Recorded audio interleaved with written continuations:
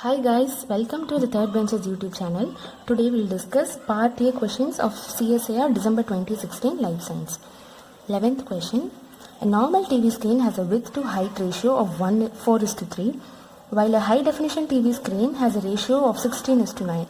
What is the approximate ratio of the diagonals if the heights of the two types of screens are the same? So here the keywords to be noted are width, height, diagonals. So initially this. So when you see width, height and diagonals, to solve the sum, you can basically draw this as a right angle triangle. Like this is the height and this is the width and this is going to be the diagonal, right?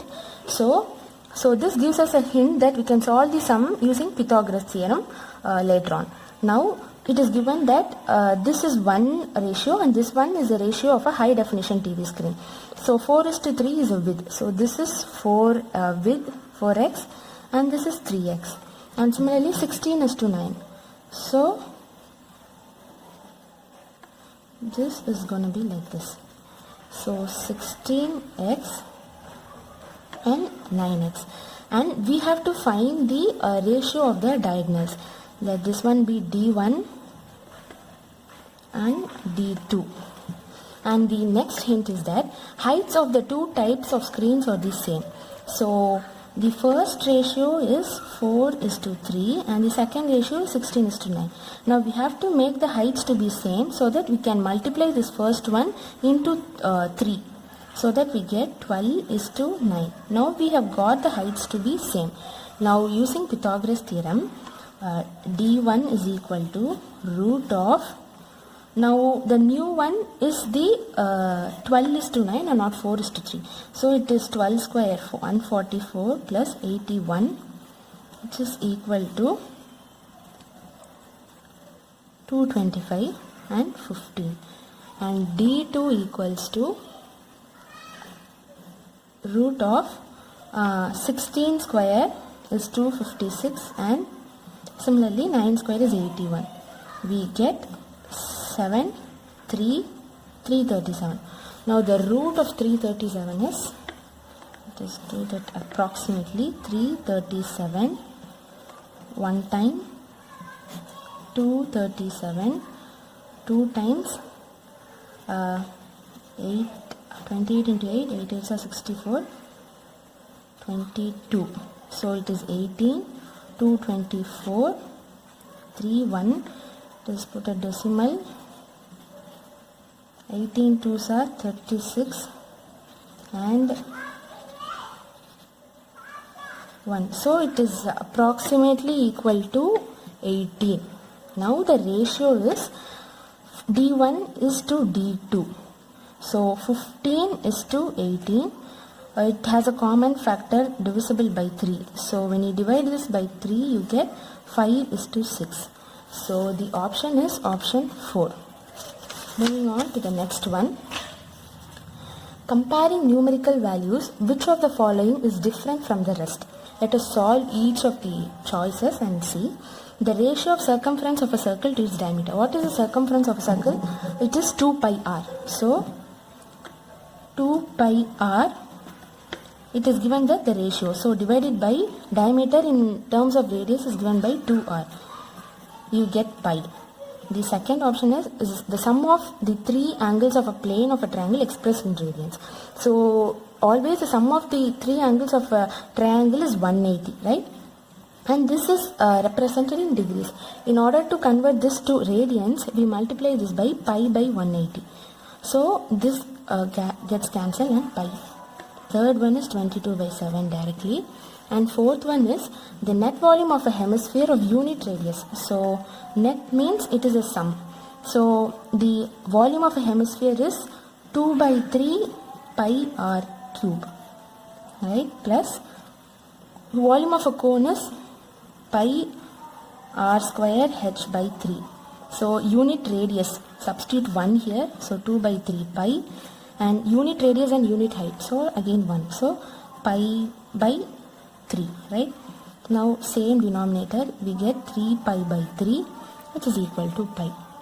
Now all these pi equals to 3.14, that we know, and 22 by 7 again equals to 3.14, but the difference is 3.14 is represented here in numericals, whereas 3.14 is represented in terms of pi in the other three. So the odd one out is option 3, 22 by 7.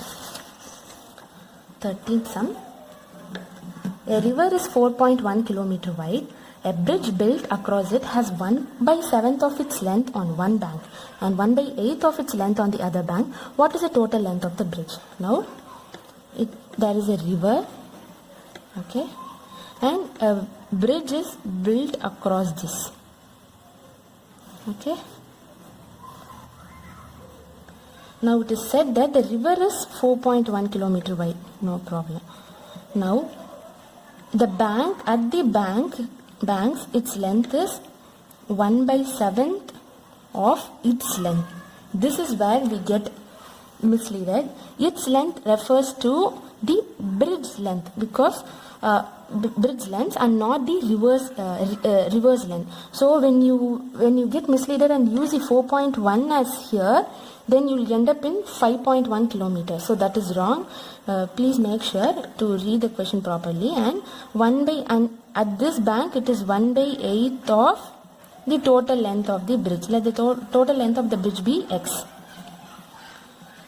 Bridge length. Okay. Now we are going to solve this. 1/7 of x plus 4.1 plus 1/8 of x equals to x. Right? 3 is the right answer. 5.6 kilometer. Moving on to the next question. OA, OB and OC are radii of the quarter circle shown in the figure. AB is also equal to the radius.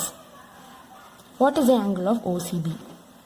Now, it is given that the sides of the three angles of this formed triangle is equal. So, when it is equal, this angle is also going to be the same. So, always we know that the angle of a triangle, the sum of all angles of a triangle equals to 180 degree. So, this should be 60, 60 and 60. And this constitutes a right angle triangle, right? So, then this one will be 30. Okay? And when you see this is OB is a radius and OC is also the radius. That means the length of the sides of this two is going to be same. So in that case, when two sides of a triangle is same, then it is called an isosceles triangle. The property of an isosceles triangle is that it has two sides same. Sides 2 will be same and the base angles will be equal, right? So when it is equal, and you have to consider this triangle in this form, okay? So in that case, this will be O, C and B. This will be 30 and these two triangles will be same. So, and also we know that the sum of the angle of the triangle equals to 180. So it is 30 plus x is equal to 180. So 2x is equal to 120 and x will be equal to 60. So this will be 60 and this will also be 60. So the answer is 60. 15th question. Two iron spheres of radii 12 cm and 1 cm are melted and fused. Two new spheres are made without any loss of iron. Their possible radii could be. So when only the radii is given, and when you have a sphere, the sphere's characteristics can be given by its volume and not merely its radii. So volume of sphere equals to 4/3 pi r cube, and here we are melting and fusing two spheres, so that equals to 4/3 pi 12 cube plus 1 cube. 4/3 pi 1728 plus 1, which is equal to 4/3 pi into 1729. So this is the actual volume when it is being fused. Now when it is going to be separated, there are options given. Now let us use that. But when you see here, at the first case, we have 9 and 4 equals to 13. 8 and 5 equals to 13 and 11 and 2 equals to 13. And this one alone gives you 19. So even at the first time, we can eliminate all these 3 and you can opt this. Let us cross check this using 9 and 10 centimeter radii. So 4 by 3 pi 81 into 9 is 729 plus 1, 2, 3. So this will be 1729. So option 2 will be the right answer. 15th question. A man buys alcohol at rupees 75 per cl, adds water and sells it at rupees 75 per cl, making a profit of 50%. What is the ratio of alcohol to water? So he buys alcohol at rupees 75 and he adds water and sells it at a profit, making a profit of 50%. So 50% of 75 will be equal to 37.5. When 1 cl equals to rupees 75, then how much cl will equals to 37.5 rupees, which is the profit that he had made out of selling this. So x will be equal to 37.5 by 75, which is 5 times, so 0.5 cl. So 0.5 cl he makes rupees 37.5, and this is the 0.5 cl that he had added water. So alcohol is to water ratio will be 1 is to 0.5 cl. By deleting the fractions, we can multiply this by 2 so that we get it as 2 is to 1. So option 1, 13th question. The sum of digits of a 2-digit number is 9. If the fraction found by taking 9 less than the number as numerator and 9 more than the number as denominator is 3 by 4, then what is the number? So in the options you can see the sum of all these numbers equals to 9. And if the now we are going to form a fraction where the numerator is 9 less than the number and 9 more than the number.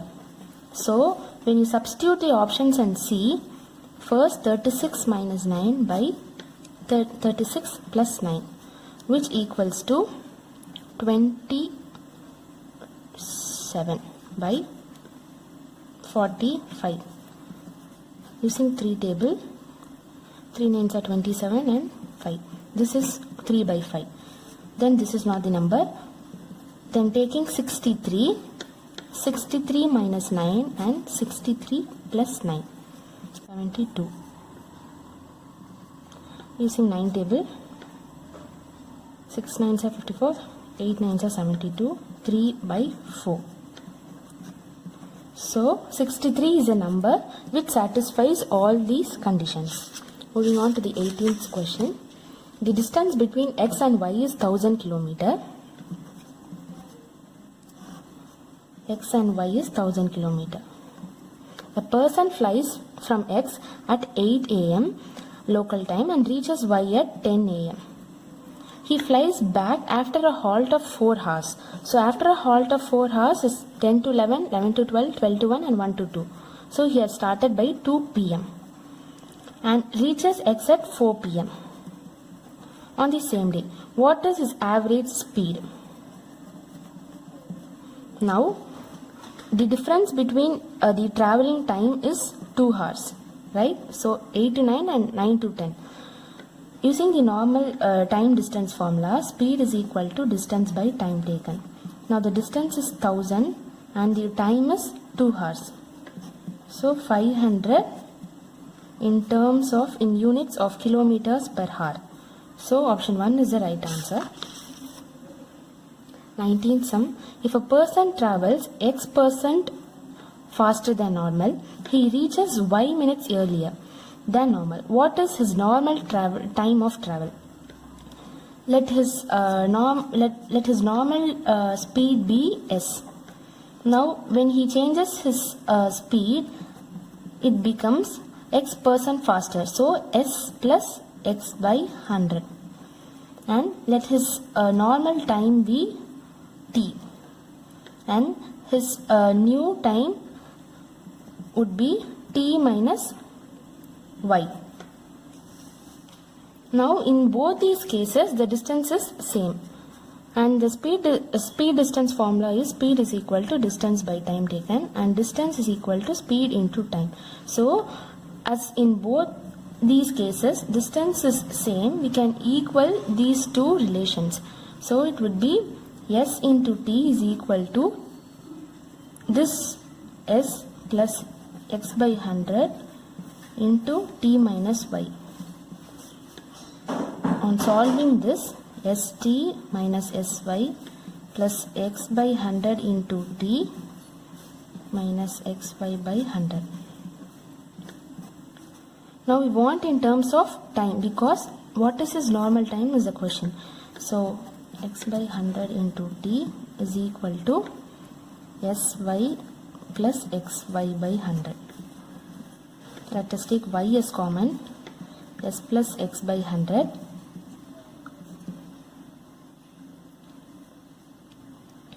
and taking this x 100 by x to this side,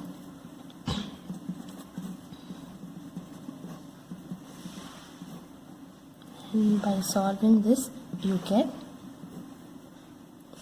1 plus 100 by x into s.